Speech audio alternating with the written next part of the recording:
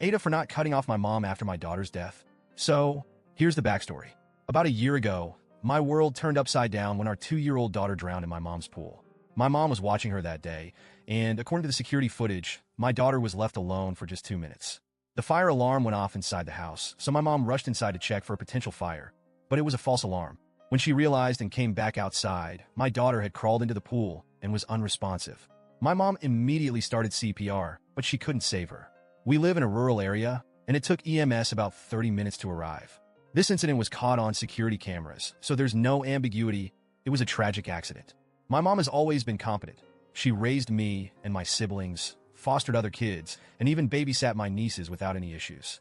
But now she's racked with guilt and has attempted suicide 3 times since our daughter's death. My wife and I have been shattered by this. We've just started grief therapy, and during one session, my wife mentioned that cutting off my mom would make her feel better. She wants nothing to do with my mom, which I understand and support, but she also wants me to go no contact, NC, with her too. I couldn't bring myself to do that. I just don't see it as fair to cut off my mom for something that was a heartbreaking accident. I fully respect my wife's decision to avoid my mom, but I haven't pushed her to reconnect, and I'm not asking her to change her stance.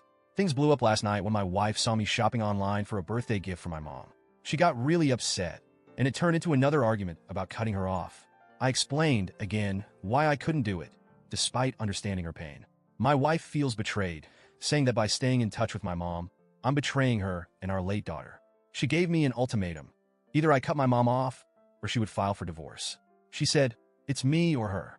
I tried to reason with her, but she left that night, packing a bag and going to a hotel. I don't want to lose my wife, but I also can't abandon my mom, who's drowning in guilt and remorse. Legally and in my heart, I don't believe my mom did anything wrong. She's also suffering from the trauma of this accident. I fear that losing me would push her over the edge, and I can't handle the thought of her attempting suicide again. I'm stuck between my wife, who's grieving and angry, and my mom, who's devastated and on the brink.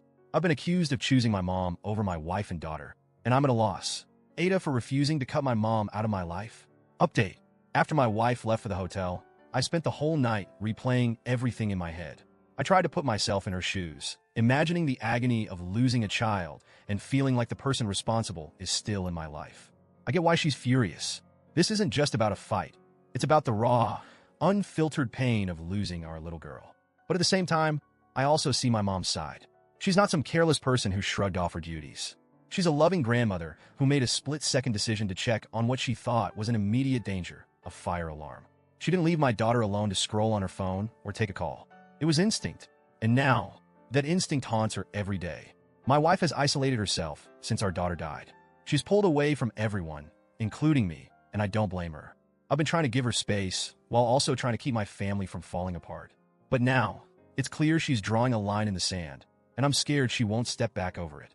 In therapy, my wife said that when she looks at my mom, all she sees is the woman who let our daughter drown. She doesn't see the loving grandma who baked cookies, played dress-up, or was always there for us. And honestly, I get that. The accident overshadowed everything. But what do?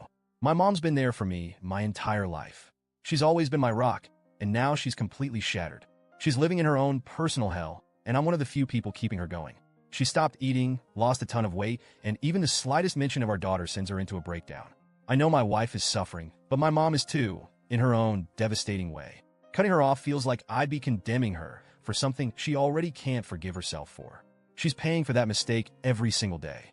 It's like I'm being asked to hold a trial where there's no winning, only more loss. The ultimatum my wife gave me is burning in my brain. It's me or her. The thought of losing my wife terrifies me. But abandoning my mom could destroy her completely, and honestly, I don't think I could live with that either. Since my wife left, I've been trying to reach out, but she's not answering my calls. She's made it clear that if I don't choose, she'll make the choice for me. I feel paralyzed by the weight of this decision. My therapist says I need to set boundaries, but how do you set boundaries with grief? How do you tell your heart to stop loving your mom because of a tragic accident, or stop loving your wife because she's in unimaginable pain? I keep replaying the what-ifs over and over. What if I had told my mom not to take her eyes off our daughter, no matter what? What if the fire alarm hadn't gone off? What if I could convince my wife that my mom didn't do this on purpose, that she's punishing herself enough already? This is eating me alive. I don't want to lose my wife, and I don't want to push my mom over the edge. My family is broken, and I don't know how to fix it. I've read every message, every word of advice people have given, and it's like trying to navigate a storm without a compass. I feel like no matter what I do, I'm going to lose someone I love. So, Reddit, am I the asshole for not cutting off my mom? Or am I just a son trying to keep his family from crumbling even more than it already has?